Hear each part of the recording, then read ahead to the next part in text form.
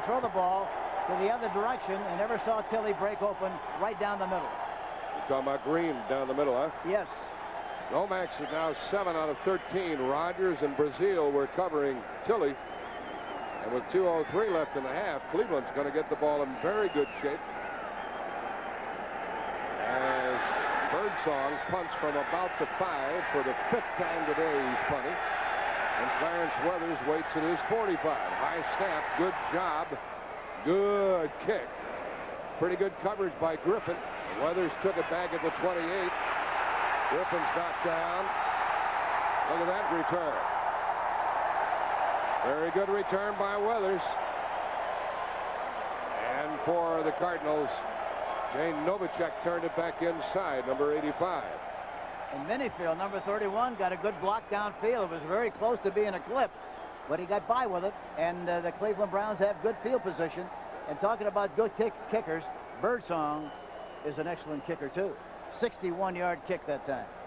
Cleveland is at their own 38. 38. Ernest Biner in the backfield. Pretty good run, running over people. A loose ball, a fumble, a flag, and no fumble. Now they say what? No fumble. Cleveland possession. They have a motion penalty against Cleveland, and the penalties have jumped up to catch him lately.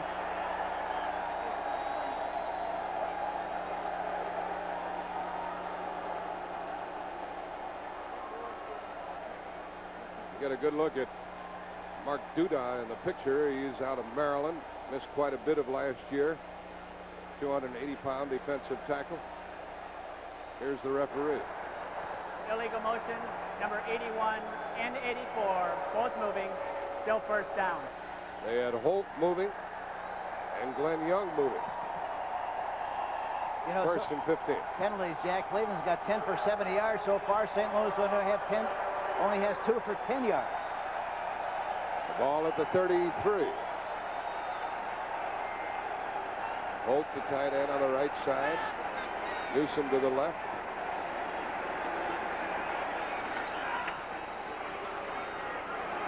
Not much that time. Only a couple of yards, and the fans don't like the conservative approach. E.J. Jr., 54. You'll see him get off the bottom of the pile, along with Duda. Second and long. Clock running, and it'll take us down to a minute left in this third quarter.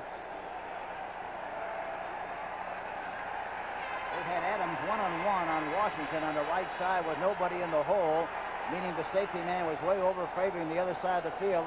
I thought sure that maybe Danielson would try to go up on top, but he hasn't so far. St. Louis played this whole game to this point without Benny Perrin. Danielson on 2nd and 12 out of the shotgun. Cedric Mack is in defensively for St. Louis. And down he goes, way back at the 25, and Curtis Greer got him.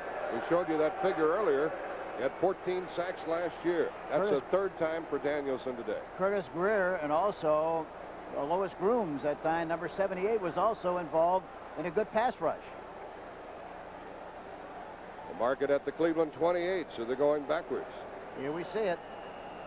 Watch it cave in from the outside. There's Elo coming in from the backside, and you see Greer, number 75, making the first initial hit on the quarterback. 3rd and 21. Curtis Greer out of Michigan. Willis Adams to the right.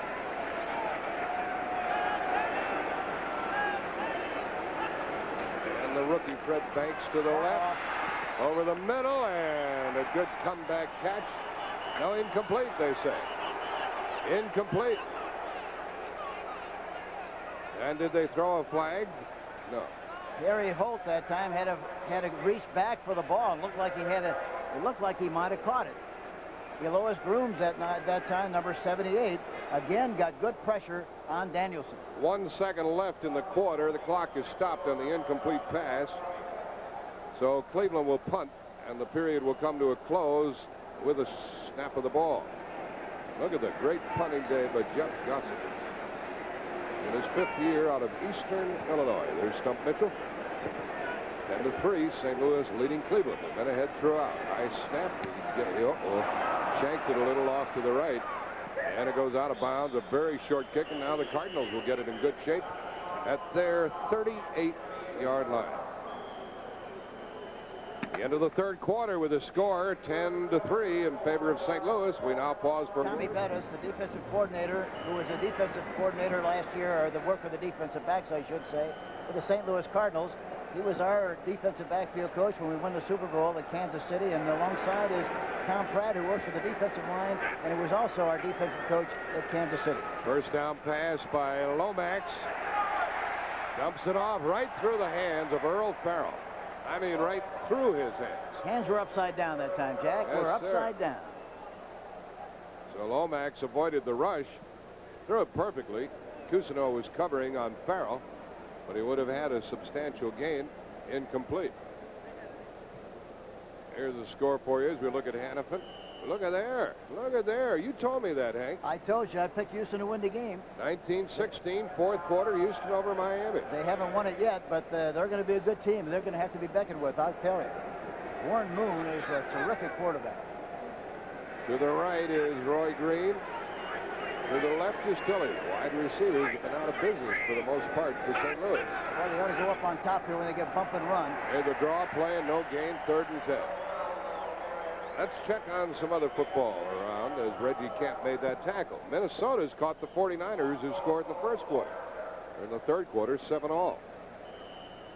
And Detroit by 7 over Atlanta in the third period. New England leading Green Bay. They've been ahead throughout, 19-6. They're in the fourth quarter now.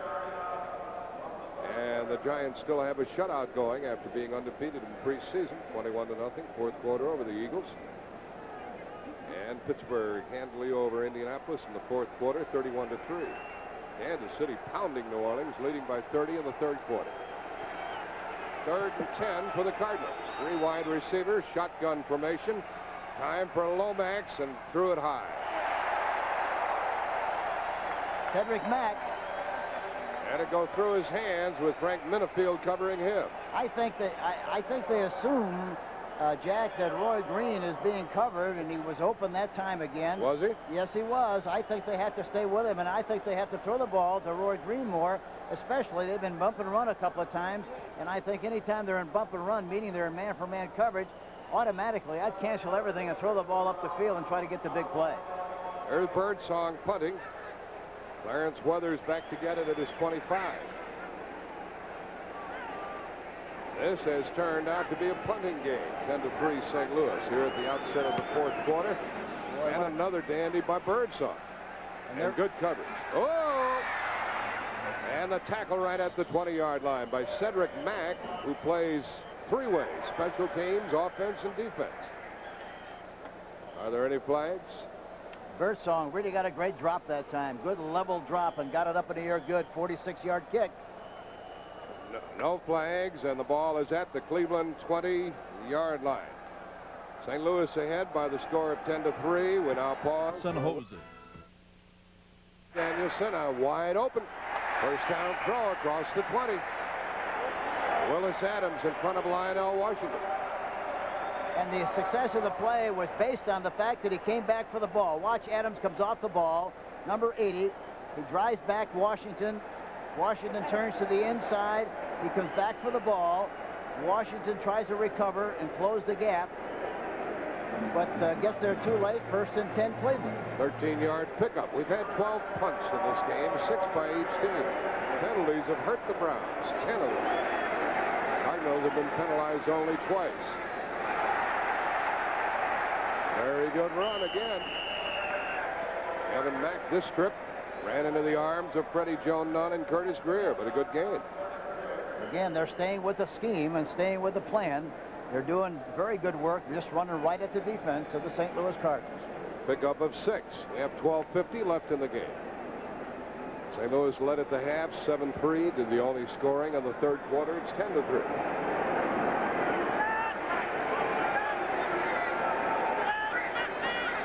Adams in motion. Biner the other back to the 41. Be 3rd down and about 2.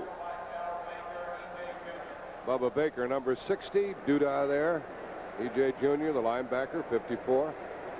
The Cardinals are in an overshifted or undershifted defense all the time, meaning that they play a four-man front, Jack, but in spite of that, they still have an odd look because they have a man on the nose of the center. What Cleveland is trying to do is go away from that overshift to the undershift right at the linebacker, and they've done a pretty good job of getting good yardage, especially when they've been in double tight offense. It's third down and about a yard and a half. Ernest Biner is the lone setback. Newsome on a wing. And Danielson wobbles one out, and it's intercepted by Lionel Washington, and he's going to score. No flags, touchdown, St. Louis. He threw it right to Lionel Washington, who intercepted 5 last year. What happened there, Hank? It's hard to believe that he would throw a ball that poorly, and especially right at Washington. Washington looked like he was on their team. He was the only guy that was open, it looked like. It had a lot of wrinkles in it, too. The pass did. It was a big wobble. I don't know what caused him to throw the ball so poorly, but it was a bad throw. And a touchdown for Lionel Washington. 48 return by Washington. That's a third turnover, and each one has cost Cleveland a score. 2 fumbles and an interception. Scott Brunner will hold. O'Donoghue will try the extra point.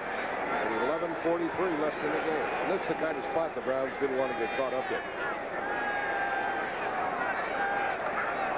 Brunner spots it. O'Donoghue makes it. 17-3.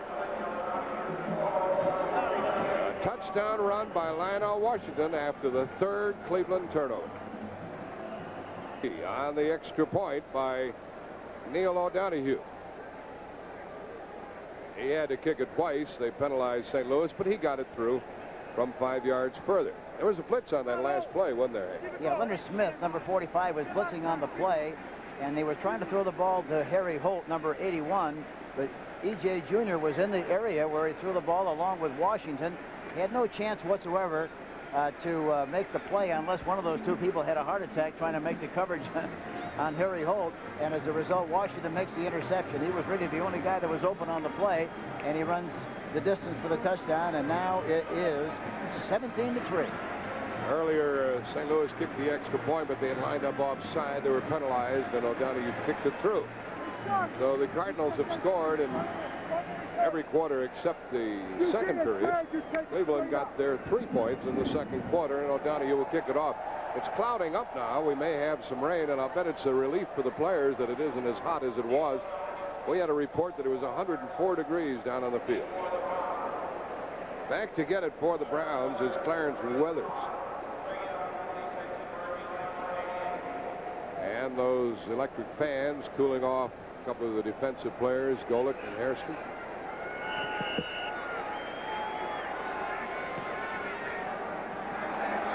This one to the side, and it bounces out of bounds, so he'll have to kick off from the 30. So O'Donoghue pulled it to the left. O'Donoghue had some competition in the training camp this year, but they decided to go with him at the last moment. Hank, a comment about the 45-man roster. That's the limit this year. I think, Jack, as a coach, of course, naturally, you'd like to have as many players as you possibly can.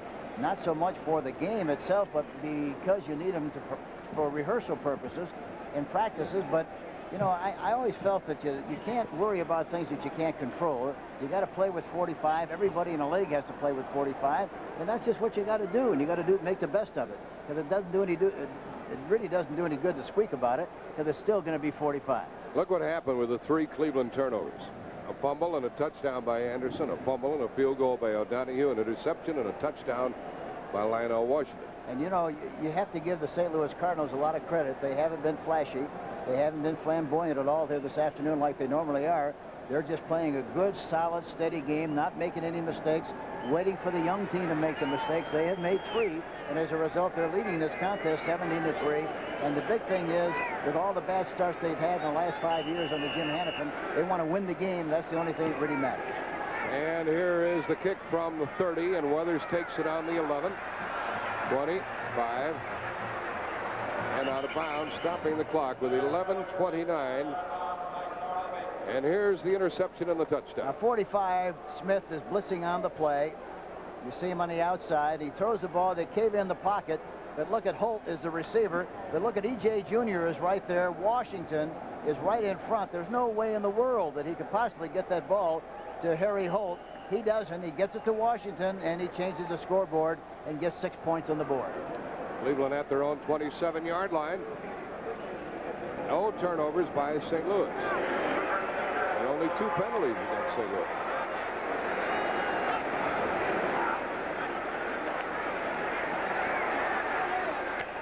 Out here to Ozzie. E.J. Jr. pushed him out of bounds. It's a tough job trying to cover him. It really is, and they use him in a lot of positions and try to get him coming after you in a lot of ways. So he's hard to keep track of. The last half dozen years, he's been a big receiver in the National Football League. I asked him how fast he was. He said, well, I'm about 4'8". I used to be 4'6", but I'm not as fast, but I'm twice as smart. I think we've got a storm coming in off of the lake, right? That happens quickly here. 2nd down and 3 for the Browns from their 33. And that's Bahr and hauled down near the 35. Short of a first down, tackled by Mark Duda. Here's some info about Ozzie Newsome, how prolific he's been the past 6 years. He's been #1 in the league. You would think some of the others would be ahead of him. A lot of people are surprised at that graphic, I'm sure, but he has been. I talked to the coaches, Tom Pratt and Tom Bettis, and they said that they had to come up with one play to make the difference in the outcome of a game. Only one guy they would call on, one guy they would depend on, and that is the Wizard of Oz, Ozzie Newsome. Bahr has carried 15 times, 51 yards, and he gets a first down. He cracks in there pretty well, doesn't he? He followed Paul Farron and George Lilja. Curtis Greer was there. But St. Louis is not unwilling to give them that kind of yardage. Yeah, they wanted to let him take as much time as they possibly can. They can use all the time as long as they want to take the skateboard and travel slowly. And that's fine with St. Louis, as long as they don't come up with a big play. About the time they snap it, there will be 10 minutes left in the game. Red Banks is to the left and in motion. A delay and a flea flicker and a pass, and it is caught. And he caught it at the St. Louis 42. And Greer got good penetration, got a shot. He got a shot, but he got the ball to Adams in good shape. And Lionel Washington was covering. The old flea flicker, the old recess football play. Adams was disgusted with himself that he got out of bounds, but he did. Well, he had to do first things first. He had to leap for the ball. He didn't know where he was. The important thing was really that he caught the ball. At the St. Louis 41. You like that play usually on the other side of the field, about the 35, 40-yard line, where if you complete it, you change the scoreboard, you get 6 points.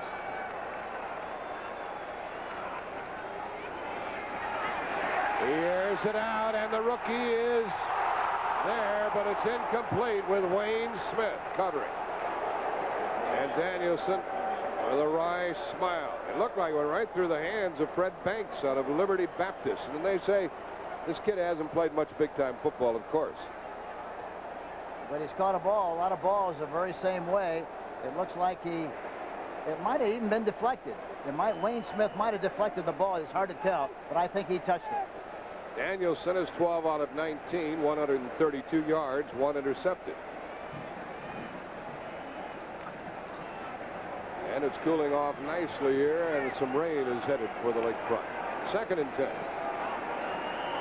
And a whistle stops play. Flags go down before the snap of the ball. Look how wide Curtis Greer is playing, number 75. Prior to the snap, number 69, offense, still 2nd down. And Fike moved prior to the snap after taking the 3-point stance. Hank, we ought to slip in a plug for our CBS radio nationwide show every Sunday night from 8 to 10 Eastern time. Yeah, well, why did we do that? Oh, you devil, Jack. Yeah, we want it. We don't want nobody listening. No, that's right. We've got to have a lot of folks listening tonight. It'll be a lot of fun. 8 to 10 Eastern Standard, 7 to 9 Central Standard. 2-hour talk show. We'll have some guests. We'll have a lot of questions, a lot of call-ins. All the scores. And all the scores. It'll be a lot of fun. It is 2nd down and 15. Low snap. Danielson handled it. And it's caught by Bahr. Not enough for a first down. 3rd down coming up. 3rd and about 7 with Thomas Howard 59 right there. The ball is planted at the St. Louis 37-yard line. This telecast is presented by authority of the National Football League, intended for the private use of our audience. Any rebroadcast or other use without the express written consent of the Cleveland Browns and the National Football League está prohibido. You can't do it. 9:15 left in the game. 3rd down and 6. And a time. It looks like rain in Cherry Blossom Lane. We have thunder, lightning, and rain here on the lakefront.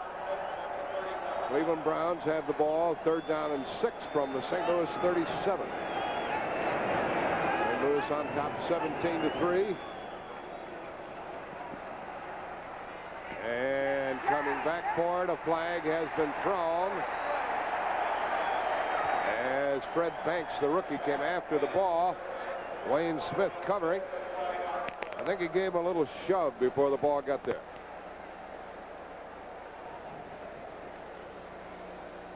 And Fred Banks is really the only player that's ever been drafted 44, defense, from Liberty Baptist College. First down. Well, they take the pass completion. Penalty declined.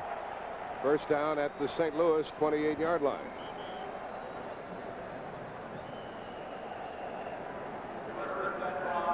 .849 left. The Browns still have a lot of time. Oh, there's a lot of time. A lot of time. If they get any points on the scoreboard, they're right back in business. They put your single back up, open for business. It's a first down call by Danielson. Mack and Bahr. Bahr running with the ball, and he ran right through people. Galloway finally finished him off, but a big game for Cleveland. Bahr is piling up some yards now.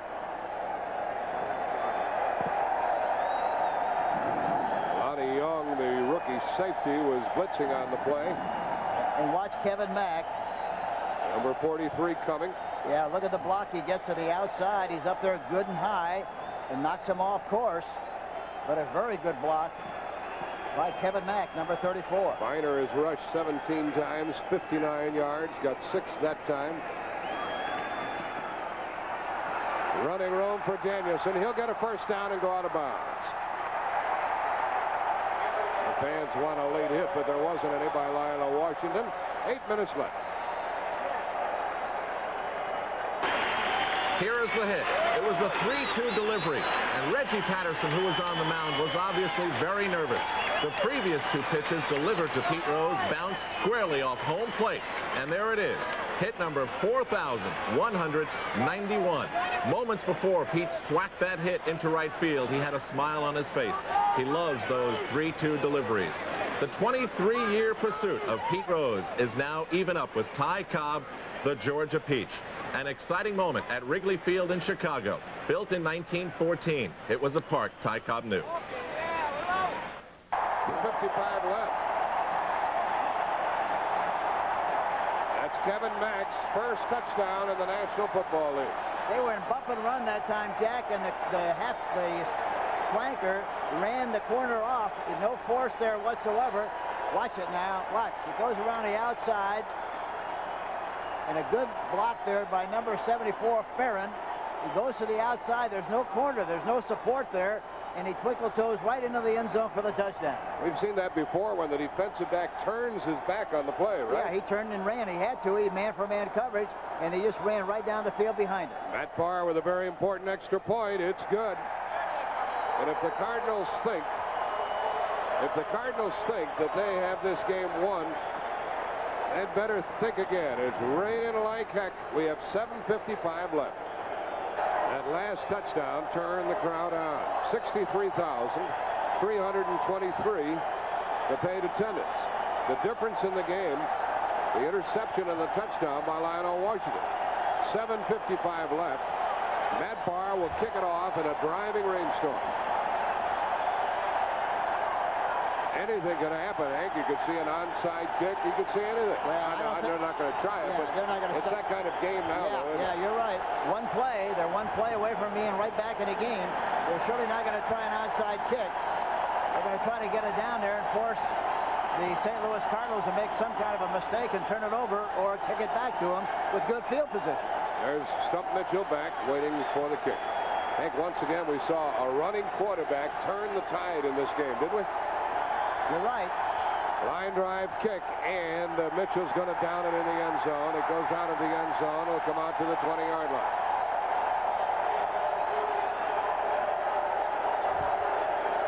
They love it. Bahr finds a way, even though he's not a real long kicker, to get the ball into and out of the end zone. Now what are the Cardinals going to do, Hank? I think they've got to. They must. I think they ought to line up in a double tight offense, Jack, and stick it at them, and they got to get some first downs. That's what they got to do. Just get some first downs and keep moving the chains and take as much time off that clock as they possibly can. That field area where they are now is really going to be slippery.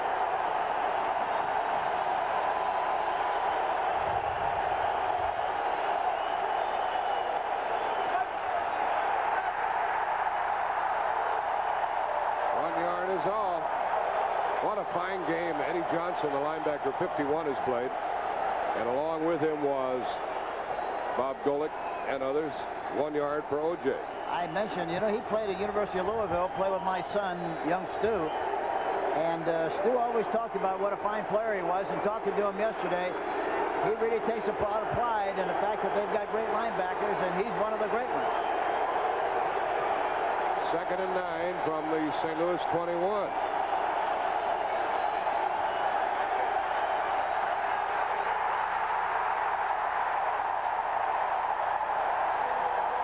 Sacked at the 10 by Chip Banks and Reggie Camp.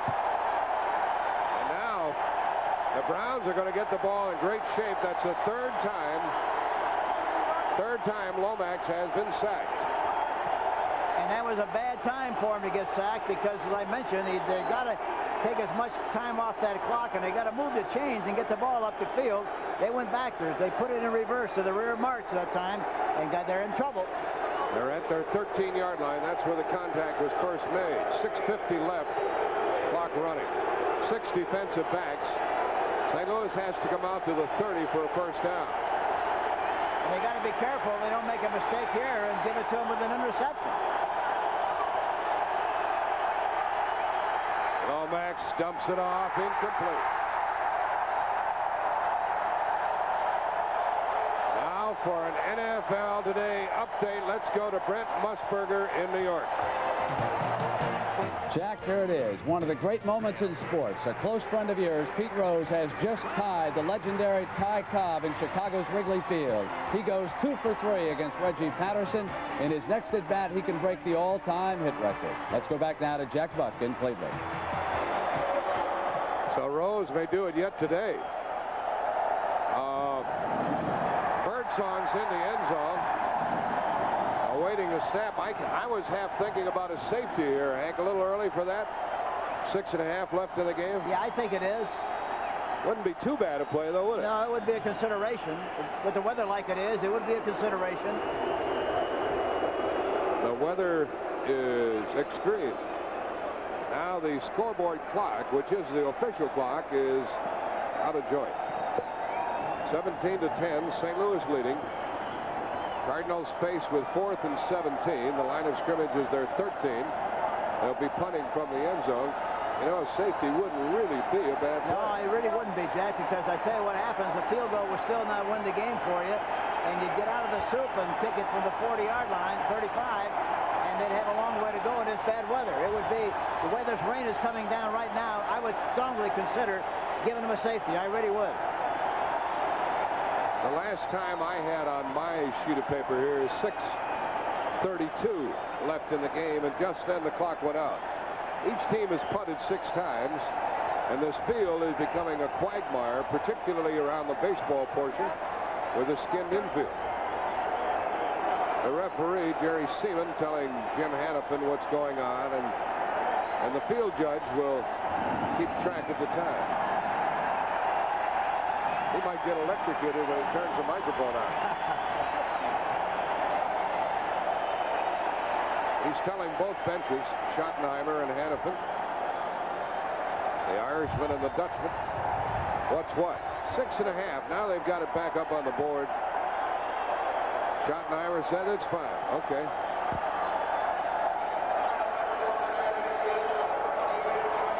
Lightning struck the scoreboard is what happened. Clarence Weathers is back near midfield awaiting the punt from Birdsong. Wonder if Birdsong ever kicked like this at Southwest Oklahoma State. And I'll tell you, most treacherous is the snap from Carlos Scott. Well, also the way this went in, I definitely, Jack, would give him a safety here. I really would give that strong consideration. I would too. I wouldn't take a chance. Pretty good. Pretty good, and out of bounds near the St. Louis 42-yard line.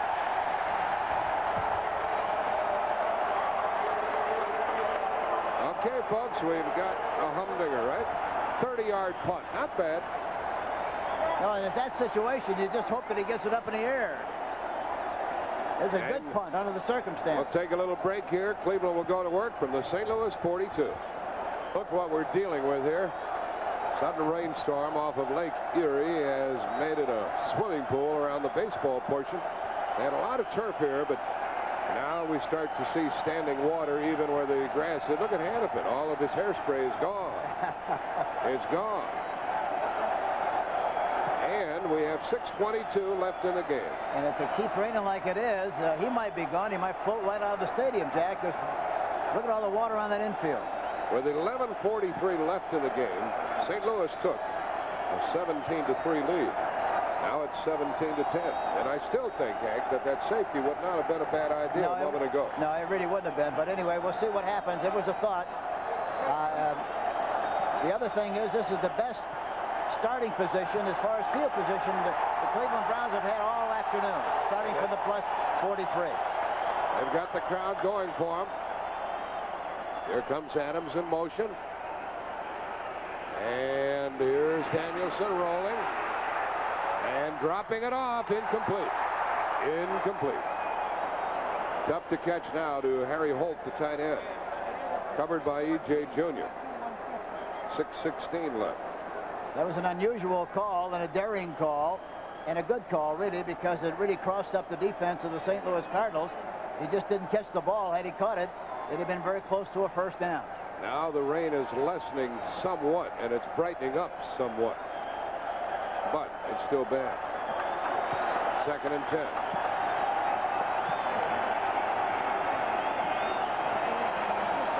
Look how wide Greer is playing. Something inside of him should be effective. There's Biner. You're right, Hank. He went over the other side.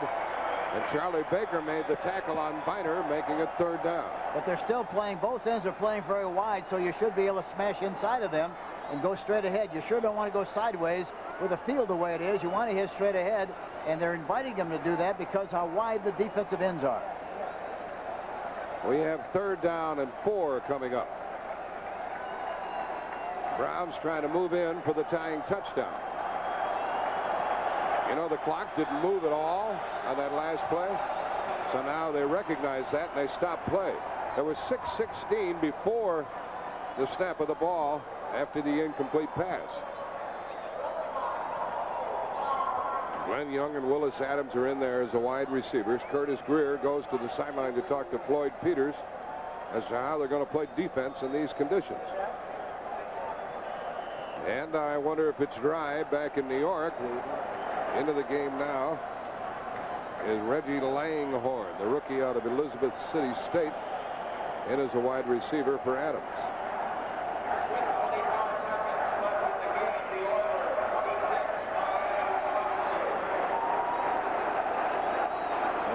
Jerry Seaman doing his work, keeping everybody appraised of what's what.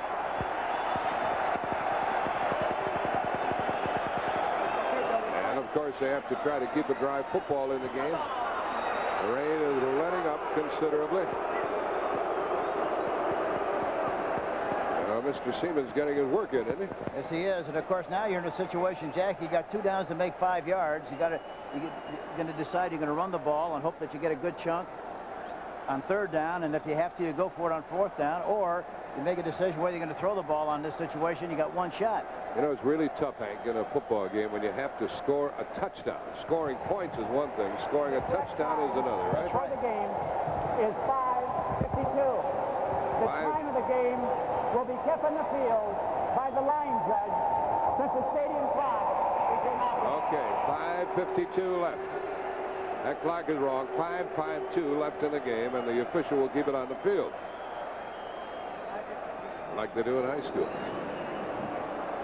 Meanwhile, it is 3rd down and 4 from the St. Louis 37 for Danielson. He's been in spots like this before. He's in the shotgun. Needs a good snap. Got it.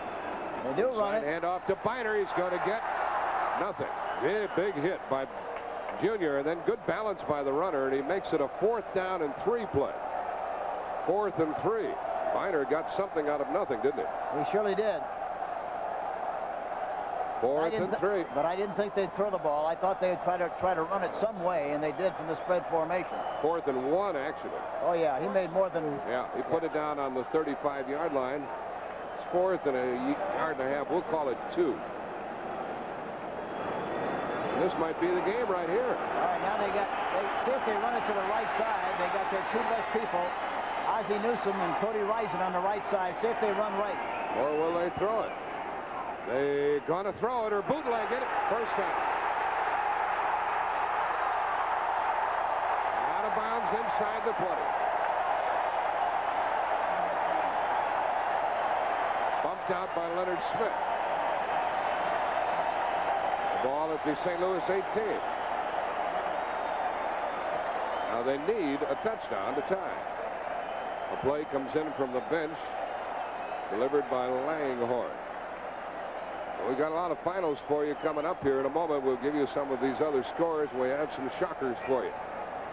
Meanwhile, the center, Babb's going to have a difficult time snapping the ball. 1st down for the Browns. Ozzie Newsome to the left, or to the right side. Langhorne in motion. Danielson to Bahr. And a modest gain. Danielson has run 4 times, 53 yards. That one, the last one was 16 yards. I tell you the other thing he could do here, Jack. I think Danielson could fake one of the running backs straight ahead inside and not tell anybody and keep the ball himself, and I bet you he'd run unmolested in there for the touchdown, because the St. Louis Cardinals are chasing like crazy now, trying to get a piece of the ball carrier. Here's a final. Houston beat Miami 23-26. 2nd down and 8 for the Browns at the St. Louis 17. Danielson has to keep his footing in that mud. He rolls left and throws. Harry Holt, touchdown. 17-yard pass.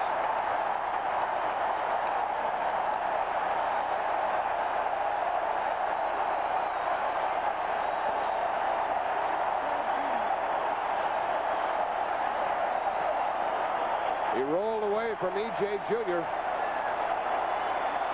And Holt, the tight end, caught the ball.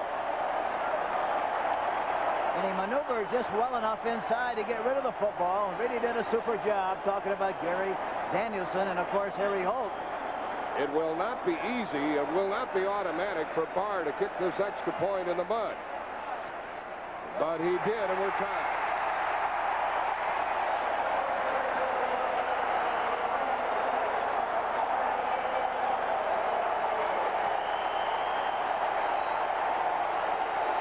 You know, it was the defense that got this ball for them. It really was. When they sacked Lomax previously. There it is. There's the play, the counter play. Look at, he stopped short of Greer. Greer got out containment on him. He had enough presence, stopped, threw the ball to Harry Holt, and he scores the touchdown. Look at the Cardinal coaches. Hannaford.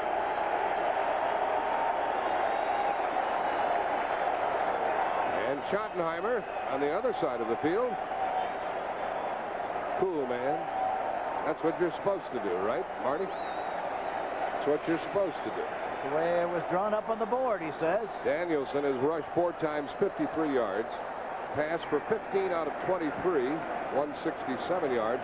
1 intercepted. He's thrown 1 touchdown. You know, we talked about Matt Bahr making an extra point before the game on the field. I said, Matt, does it make any difference? Does it have any effect on the way you kick if you're on the skin infield or on the grass? He said, Coach, it doesn't make any difference where they put it. I got to kick it through there, so it doesn't matter. I never think about it. He evidently didn't because he made that kick. Now the scoreboard clock says 3-5-7, and that may be correct. I'm not certain. There's Harry Holt, who caught the touchdown pass. He's out of Arizona. 17-yard touchdown. And now the kick by Bahr. Stump Mitchell and Clyde Duncan are the deep men. There's Mitchell. And 86, Clyde Duncan is back there with him. Look at the intensity and concentration on the part of Bahr. He kicked it pretty deep, didn't he? And Duncan picks it up, and the one. This Cleveland defense is holding forth.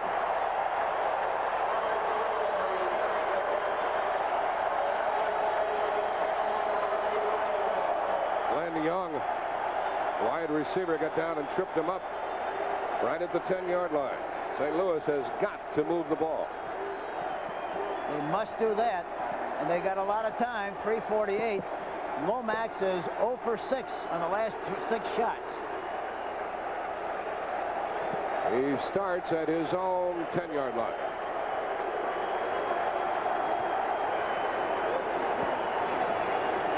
St. Louis led 17-3 with 11 plus left in the game. You know, I asked Emmett Thomas, who was such a great defensive back for us in Kansas City, now works for the receivers. I said, what about it, Emmett? What about your plan? He said, we got to get the ball to Roy Green.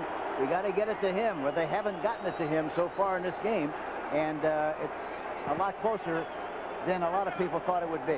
He made a dazzling catch earlier, but the wide receivers, Tilley hasn't caught a ball yet, and Roy Green has caught 1. Cedric Mack hasn't caught any. They're using 2 tight ends, both to the same side, with Anderson in the backfield from the 10-yard line. Green in motion. A delay to Anderson, and a good gain across the 15-yard line. Eddie Johnson, number 51, the tackler, and he has been busy all day long. You know, I know Tom Bettis has to feel very, very good about the way they play defensively, talking about the Browns, having worked with the St. Louis defensive backs. And I asked Marty Schottenheimer how much of an influence and input Tommy would have with regard to the preparation for this game, and he said, well, a tremendous amount, because he knows the personality of their people so well. It will help us as far as what they do best. And that kind of thing is going to be very important. 2nd and 4. Carl Hairston, a longtime Philadelphia player, broke through, knocked him back at the line of scrimmage, the original line of scrimmage. And O.J. is shaken up. He's hurt, I think. So he gained 6 and lost 6. That's a tough thing, Jack, not to second guess, but there again, that's a tough thing to do, is go sideways. With the field the way it is, you're a lot better to get double tight, 1 tight end on one side, another one on the other side, to get balance and stick it at him and try to get out of the soup. At least try to get out into that grass area so you could do some business. Going sideways is murder. Let's see what happened to O.J., who is still down. Here's Hairston, 78, broke through cleanly. 6-yard loss, well, not a 6-yard, about a 4-yard loss, and he pulled him down and threw him into the ground. Ran right by Louise Sharp, didn't he? He did.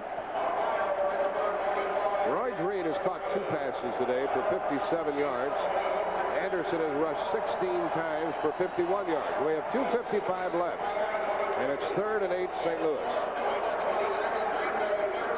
The scoreboard clock is correct. 2:55 left. There we see Dick Jamieson, Jim Hannafin. Jamieson is calling the plays. Let's see what the Cardinals come up with. They have Mitchell in the backfield along with Farrell.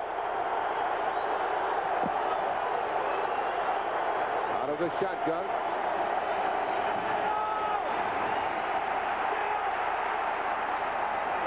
Incomplete. They'll have to punt. Trying to get it to Farrell. And Cleveland will get the ball in great shape again.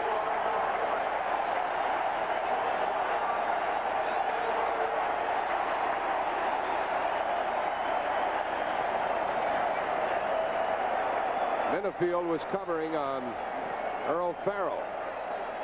Birdsong will be punting. Now, the one thing you don't want to do, Jack, here is for Cleveland, you don't want to try to rough the passer, or rough the kicker, and try to rush the kick. You want to make sure you get it down the field so you can return it and get good field position, not take the chance of roughing the kicker. That's Clarence Weathers back at his 45. Yeah, just let him kick it and get the ball, right? Yep. Good snap. Not too good a kick. Weathers from the 46. 41. St. Louis 41-yard line. Tackle by Carlos Scott. 2:17 left. Now all they need is a field goal to go on top. Talking about the Browns, 35-yard kick. A couple of first downs and they're in business. That's all they need. They need to get down there in that grass area where it can kick from the grass and about the 22-25-yard line. That's where that's all as far as they have to go. So they have to make 2 first downs and get in good position to kick a field goal and win the game.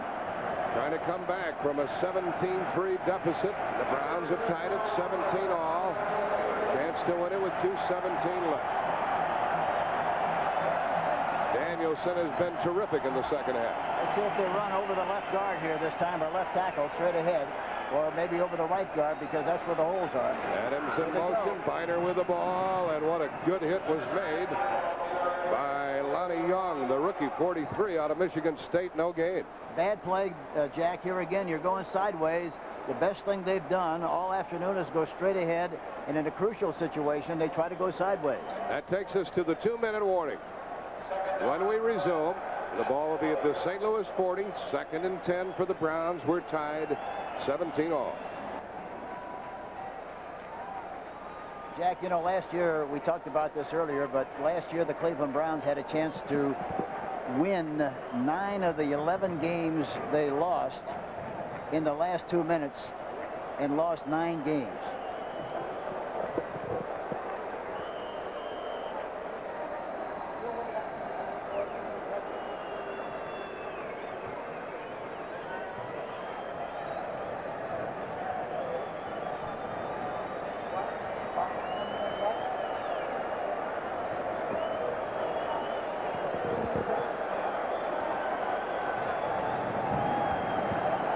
Cardinals fighting for their lives. There's Hannafin trying to figure it out with 2 minutes left. 2nd down and 10 from his 40-yard line. I bet we'll see Danielson try to run again, Hank. Well, if it's a play-action fake and everybody drops off, he'll do that, but I don't think he'll try to run by design, Jack. He'll run if he has to. I was thinking about the bootleg. You don't think we'll see that? Well, if he, you know, I think he could really do a terrific job of making yardage if he just faked a handoff, straight handoff to somebody, and just kept the ball himself without telling anybody. They're chasing like crazy, and as a result, that would be very effective. They've run the bootleg enough where I think they're going to be wide enough defensively to try to contain that one. Danielson brings him out. 2nd and 10, 2 minutes left. Tie score. You got pretty good operating room with regard to the grass and the mud. Newsome in motion. Toss to the back. And good for 5 yards, 3rd and 5.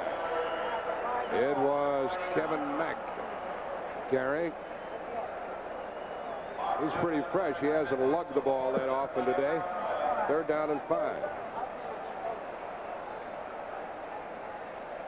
They need a couple of first downs in order to get close enough for a field goal try. Looks like there's a penalty on the play, Jack. Oh, yes. Oh, it's a motion penalty. I thought that Ozzie Newsome had turned upfield before the snap. So, there's Matt Bahr anticipating his involvement in the final 1:55 of this game. If it's going to be a long kick, Jack, of any consequence, I personally, because it's a tie, you still have a chance to get into overtime. I would possibly try to run some kind of a play from kick formation with a hope and expectation that maybe Bahr could make the first down. 2nd and 15 from the St. Louis 45 out of the shotgun. Look at the running room. For a while, he got quite a bit of that back on 2nd down. That was to be a shuttle pass, Jack, is what he was trying to do. He was trying to get the ball to the back inside on a shuttle pass, but they played it very well, just like Galloway did the first time they tried it. He wisely made a decision and took off and ran with it, but that's what the play was designed to be, a shuttle pass to the back up front. It's 3rd down. The ball is at the St. Louis 36-yard line. There's Bahr. Right now it'd be a 53-yard try, so it's apparent they need some more yards. 1:15 left. Clock running down to 1:10. 3rd down and 6 from the St. Louis 36 out of the shotgun. Newsome in motion. No pressure. Now the pass, and Newsome caught it. Now they're in field goal range at the 25. He caught it over Leonard Smith. It was 3rd and 6.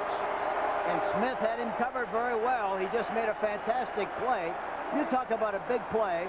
That's exactly what he did that time. Ozzie Newsome. There you see Greer right in his face. He reaches back to make the play, and Smith is right there with him, but he just makes a sensational catch behind him. 47 seconds left in the game, and a timeout has been called. What a big play on 3rd and 6 by Newsome to the Cardinal 25. Tied 17 all, 47 seconds left. And they're going to talk about their approach. And the Cardinals are hanging on for dear life and hoping for overtime. Bahr, by the way, as we told you earlier when he made a field goal, has kicked 13 field goals in a row as Schottenheimer talks to Danielson.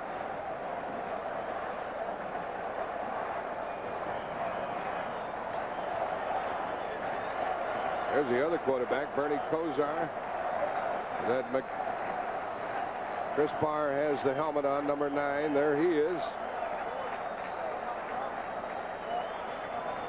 And he's wondering when the moment will come, how far the kick attempt will be. On the other hand, they may break one here. It's Matt Bahr, the kicker for Cleveland. 47 seconds left, first down. Timeouts left, 2 for Cleveland, 3 for the Cardinals. They're going to keep the ball and try to punch it in closer with Bahr and Mack.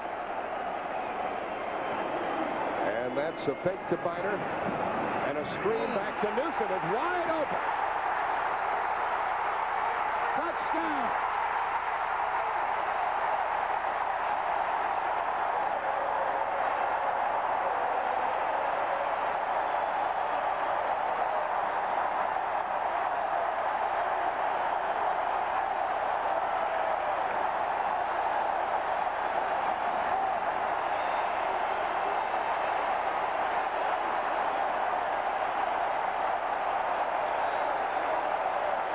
Face full of mud and 6 points for Cleveland. And all smiles. But there again, Jack, see the way they chased. Any kind of a play, a reverse, any kind of a misdirection, back to that side had to be effective. It really blew wide open. Risen and Babb were out there in front to lead the interference downfield. It's 23 to 17. It's 24 to 17. And St. Louis has only 38 seconds. Here it comes again, folks. Well executed play. Yeah, they sold him on the idea they was going to roll right, and then he came right back and threw the ball to Ozzie Newsome. Now look at the people out front. Babb, number 61. You can't see who that is downfield. That's a rookie, Fred. Oh, that's Banks. Banks, 6'83", does a good job of entertaining the defensive back, and they go all the way in for the touchdown. And they've won the game, Hank, because St. Louis are not going to score in 38 seconds on this field. I wouldn't think so, unless they got to kick a knuckleball to begin with. They can't provide them with the opportunity to bring the kick back, Jack, and maybe get a run back. They got to keep it a low kick and make them flop around trying to recover it. and get the ball that way. After a slow start, Ozzie Newsome has caught 6 for 79 yards and a touchdown. Matt Bahr will kick it off. Cardinals led 17-3. They trailed 24-17. This grass field did bother him over here, Hank, and maybe some of that complacency you talked about at the beginning. That yeah, they haven't played here for a long time, and I think maybe they thought it was going to be a lot easier than it's been. Mitchell comes out across the 35 with 33 seconds left. Now, it'll be a loosely played Cleveland defense. Boy, he darn near broke that thing. He did. I was surprised that they would kick it up in the air, let him return it like that. A dangerous kicker like Stump Mitchell. And look at the good field position they had. The St. Louis 37-yard line. Scott Nicholas made the tackle. 33 seconds left. Now Cleveland only has to stop the touchdown to win this game. They were the underdog, even though they're playing at home. They got 3 timeouts. And Mack comes to the right along with Roy Green. And Lomax gonna need some time to throw out of the shotgun. Screens it over the middle. And there's a big gainer. Here comes O.J. running for his life. Look at him! Look at him! He is out of bounds inside the 20, at the 20, with 19 seconds left. But they still need the touchdown to tie. Minifield saved the touchdown on a middle screen. And did you see Ottis Anderson turn it on, coming on that sideline? He was determined to get it into the end zone. He came very close. 43-yard gain, a great call by Dick Jameson, their offensive coordinator. Everybody was spread out to the outside. The middle was open, and they took advantage of it. They took advantage of it with a screen up the middle. St. Louis still has 3 timeouts left. They have 19 seconds. They need a touchdown to tie. They trail 24-17. Tilley left, hasn't caught a ball all day. Mack and Green to the right. It's still a shotgun. Boy, they got a bump and run on that left side on Tilley. There it is. Lomax throws end zone. Mitchell can't get it. Mitchell had broken loose, and the pass was just overthrown. 14 seconds left. Mitchell had run a good route, but the ball was just a little overthrown. What else did you see on that play, Hank? Well, they try to sell him on that idea that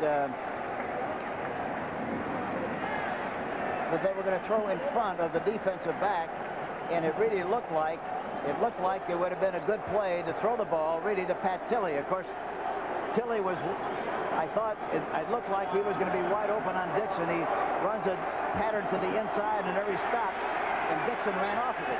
14 seconds left. 2nd and 10 from the 20, and St. Louis needs a touchdown. Over the middle, and it is at the 5, and they'll call timeout. 1st and goal. 7 seconds left. Stump Mitchell caught it at the 5. They mark it at the 4. 15-yard pickup. What a game. Sensational game. Where are they going to put it down? Just inside the 5, right at the 5. With only 7 seconds left, Hank, it's going to, if they want more than one play, they're just going to have to stand up and pop it. They can run 2, right? Yeah, they got to throw the ball. I know that, but they've got to have a chance for another play. Yeah, for 2 shots if the first one doesn't work. They still have 2 timeouts, but only 7 seconds left, so they want the kind of a pass play that will not eat up 7 seconds. The clock will start with the snap of the ball. Lomax coolly tried to tie this game. Cleveland leading 24-17. Lomax at 9 out of 20, 173 yards. Not much operating room here, is there? No, you got to throw something quick. Either a slant pass, depending on how they play. A slant pass would be a good call if they play it where you got a chance to make the inside move, Jack. I'm sure they're going to be in a tight bump and run situation. And if that's the case, then you got to throw a fade on the outside, hoping that you can get the ball over the top of the defensive back for the score. two tight ends, Marsh and LaFleur. Tilley and Green set up to the right side. And Lomax takes the snap. 6 seconds. 5. Touchdown with 4 seconds left. To Tilley, his first reception of the day. And now the extra point by O'Donoghue, who has been known to miss them. Well, that was a good call. A roll out to the right that time, and they lined up Tilley and Green on the left side and then shifted them over to the right side. And Rockins was involved in coverage that time, 37. And he popped wide open. Touchdown, and now he has to make this all-important extra point. First reception of the day by Pat Tilley, and now O'Donoghue with the extra point, trying to send it into overtime. We have only 4 seconds left. Scott Bruner needs a good snap and a good set. And it is good. He didn't get a heck of a lot on that one. Somebody touch it? It looked like it, but he got a hit. It looked like he kicked the knuckleball that went sailing through there. That's the only thing that matters, but it did not go end over end. It looked like somebody might have got a piece of it, or else he hit it high on the ball and made it. Here's the touchdown pass. What did Tilley do here? And evidently somebody forced the defense off. Yeah, they had Green and Tilley on the same side. They lined up on the left side, then came over to the right side, just rolled out to the right side. It looked like they might have had a pick on, meaning that Green went inside and Tilley just went right out to the outside. Here's Hannafin. Does he like it? Roll it. Does he like it? Attaboy, Jim. Come on, Jim. He looks like he's going to ready to make a tackle. There he goes. Okay. He's chopping wood. Here's the extra point by O'Donoghue. He really didn't thump this one. It wouldn't have gone 50 yards, would it? Luckily, he didn't have to. Look how A little crooked, wasn't it? Look how deep the ball was down in that grass. Yeah. That ties it up, and we're going to obviously have overtime here after this kickoff. Well, it was started out to be a very dull, kind of a unimpressive game, Jack. Turned out to be a burn burner. A burn burner. It was a burn burner. It's all upside down. St. Louis led at one time with 11:43 left in the game, and the Browns doing nothing. 17-3. Then they were behind 24-17. And now we're tied at 24 all. That's something. With only 4 ticks on the old clock. O'Donoghue will kick it off. As soon as the ball is touched, the clock will start. We'll have 4 seconds. We'll have a coin toss and a sudden death overtime. Okay, it's been touched. 2, 3, down the ball. We're down the ball with 1 second left. Well, anybody here that can throw the ball 100 yards? It's in the touchback. Comes out to the 20. See the old flop play coming up, Jack, and then it's the Hail Mary, right? Yep. Big Ben, whatever you want to call it. All the receivers to one side and air it out and hope for a pass interference call. Well, they just fall on the ball here, Jack. They won't try anything to create any.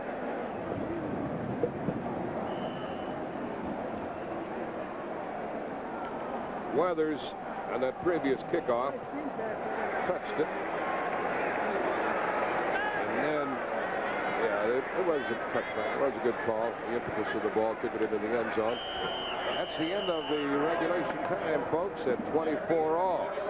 Some comeback by the Cardinals. You know, Hank, you mentioned it.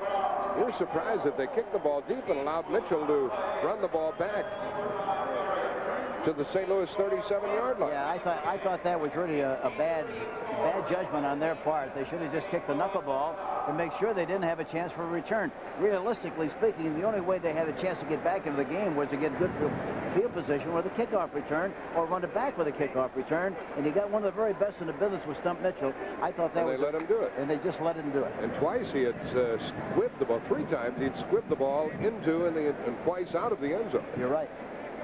So we're headed for a 15-minute overtime sudden death period. And they call the captains, Greer and O.J. Jr. and Ozzie Newsome. And the linebacker, Eddie Johnson.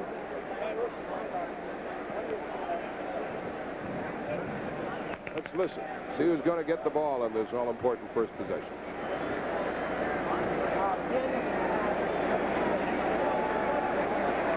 Louis won the toss, which is so darn important in these overtime games.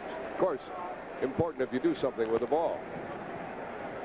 We'll take a break, and then we'll watch some overtime play. We're tied 24-all.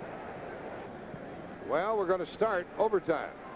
Which team, Hank, as we look at Marty Schottenheimer, which team do you think feels better about the situation right now?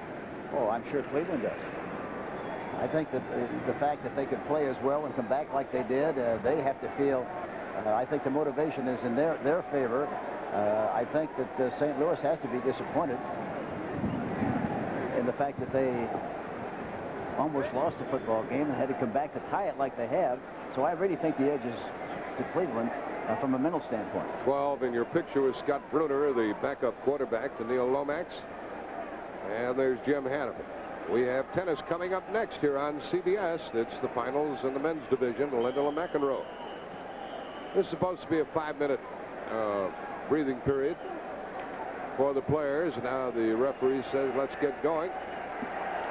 We'll start a 15-minute overtime period, but the first score of any sort, touchdown, field goal, or safety, and the game's over. There's Scott Bruner, acquired by the Cardinals. What do you think of that acquisition? I think it's a very good one. Scott Bruner played a lot of good football for the Giants. He's come from the same division. He's big and he's tall. He's got a good arm. He's a very bright guy. I think he's a good backup. He'll be a good backup guy and add a dimension that they didn't have before. There were only 38 seconds left when Cleveland took the lead, and I'll be darned if St. Louis didn't come back in time. And now the kickoff by Matt Bahr. And there's Stump Mitchell, along with Ron Wolfley, the rookie out of West Virginia.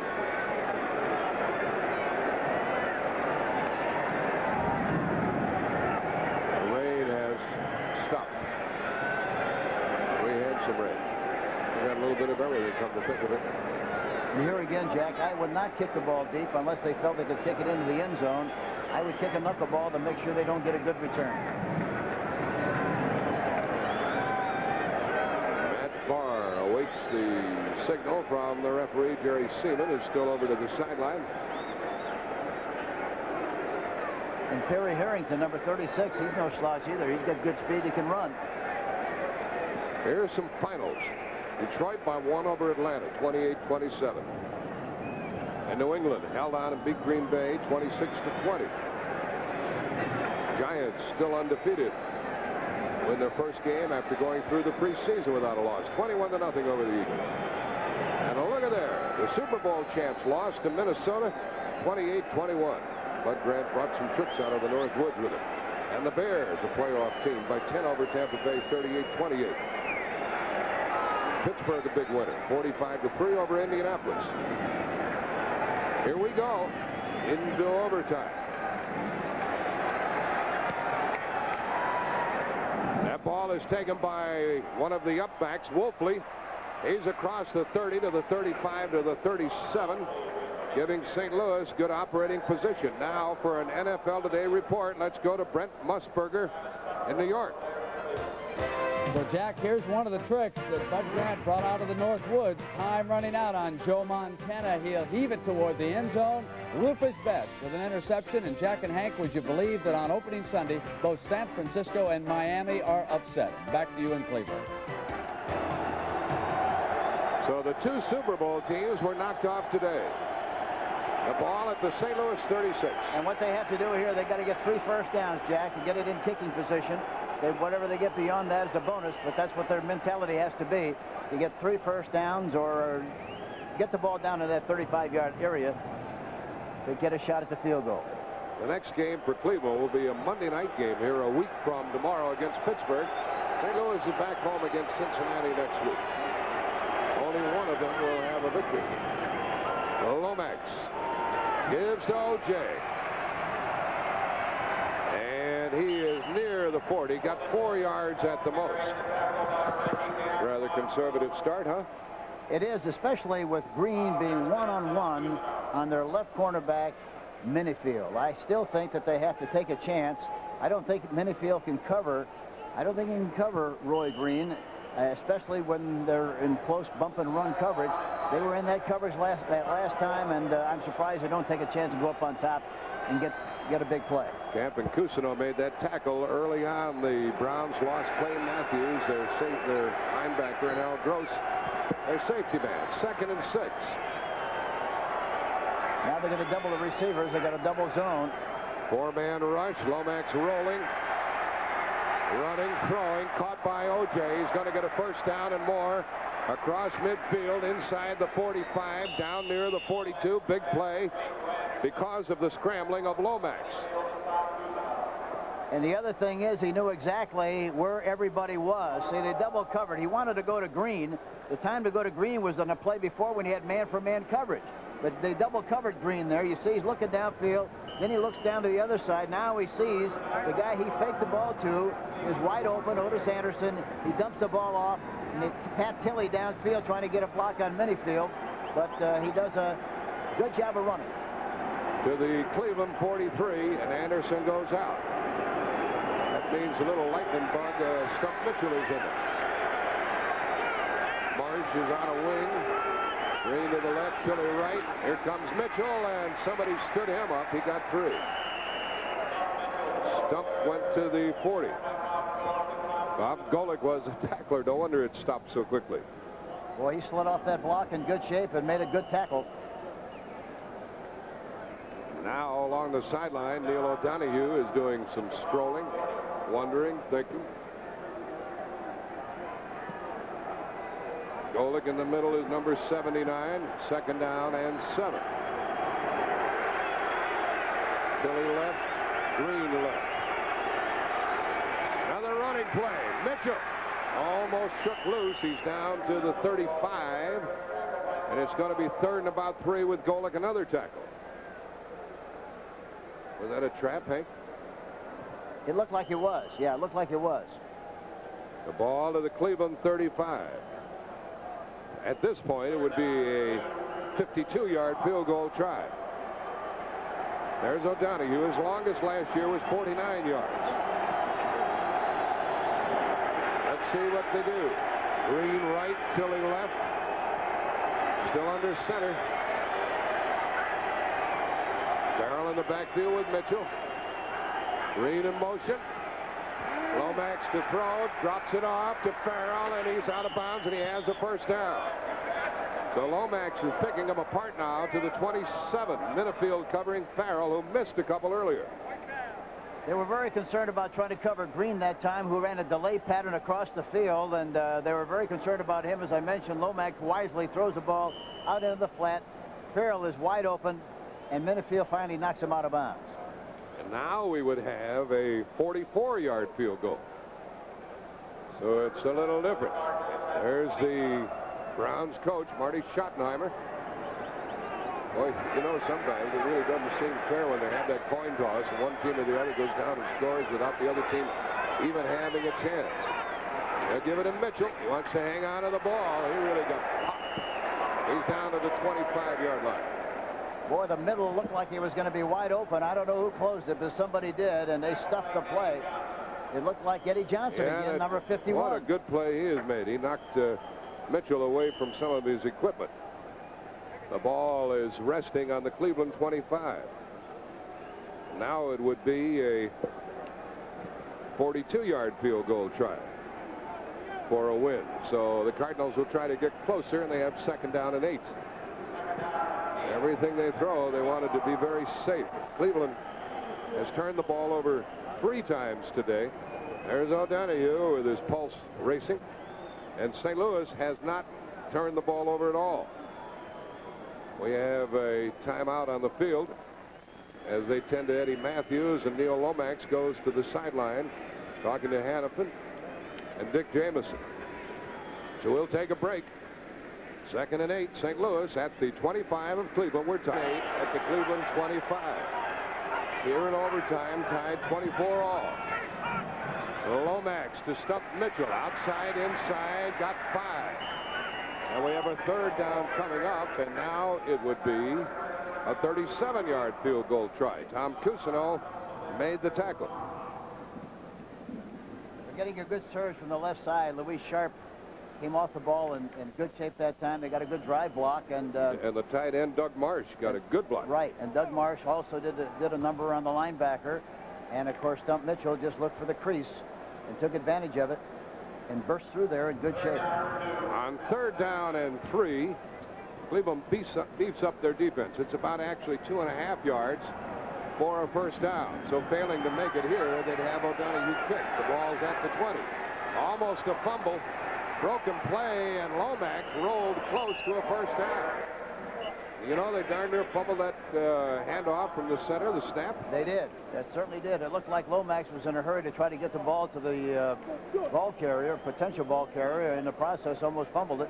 And wisely knew where the play was going to go and followed right behind the blockers and got the most out of the play as he possibly could. He went to the 18, and I think he's short of a first down by about a yard. Less than a yard. They're going to measure. He ran to the Cleveland 18, and now this would be a 35-yard field goal try. That was a 3rd down play. If they're short, they'll try the field goal. They're going to be short. Tom Cousineau made another tackle. They are short, and it's 4th down, and here comes the field goal unit. O'Donoghue has made one, and he has missed one. Cleveland ought to call timeout right here. It would be a good move. They ought to call timeout. Let's see if they do. They ought to call timeout to make him think about the kick. It's going to be a 35-yard try, 36-yard try. I'm surprised if they don't call timeout here. He made one of 37. He missed one of 45. Scott Bruner will get it down, and Carlos Scott will snap it, and a timeout is called by Cleveland. So they heard Hank Strand's advice, and they're going to give O'Donoghue a chance to let that pulse rate get a little bit higher. I know mine would be. How about yours? Right. Nervous. We had a situation like that against Pittsburgh back way long ago, Jack. We had 3 seconds left to go, and the holder, whose name was John Galvin, he faked an injury, and so we had 3 seconds to go. I thought sure we were going to run out of time, and I had to kick the ball, but he kept saying, "Loosen up your toe." Loosen up your toe. And we have tennis coming up next on what will be the best game we'll see all year.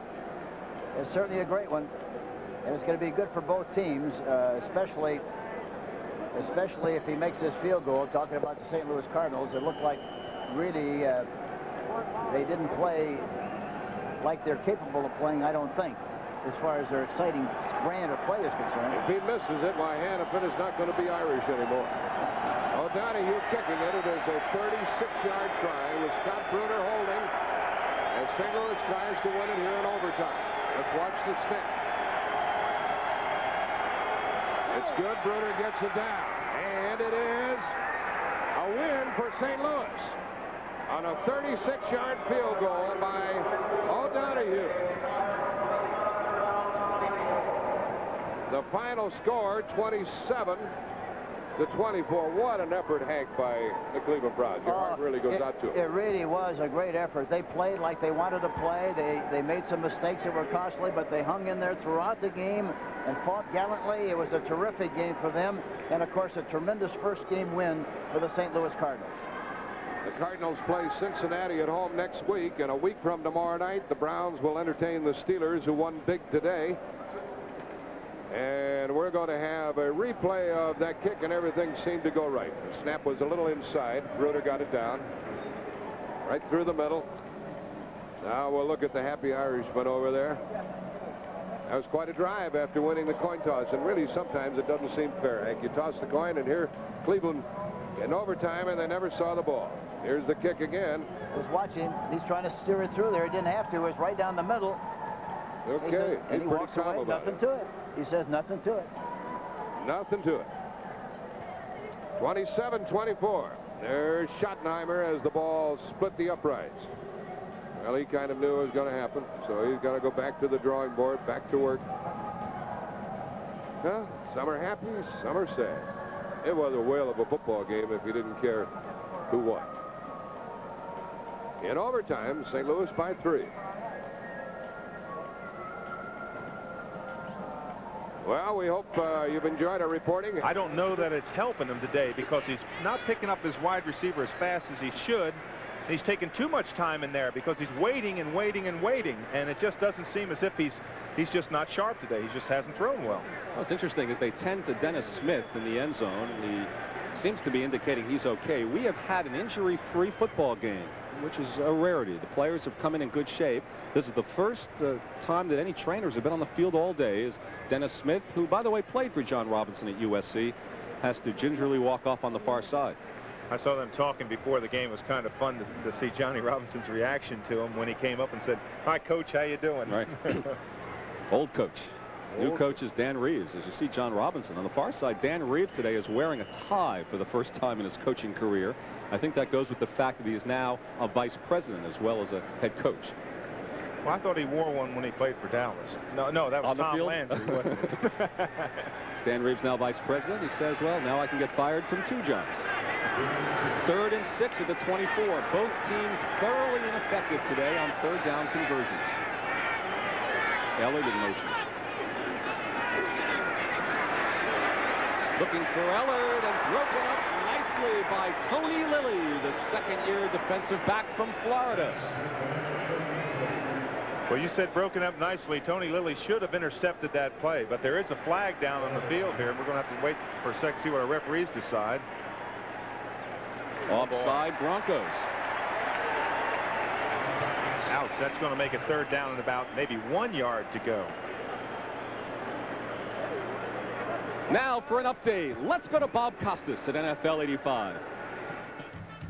Lenny, as the hour moves along, we'll check the divisional races in baseball, starting with the American League East. Toronto beat Minnesota. Old Nuxie going for 300 next Friday night against Toronto. He's 46 years old. Dieter Brock, the oldest NFL rookie in history at 34, and gets another chance here thanks to the second Denver penalty in the drive. It's 3rd and 1 at 19.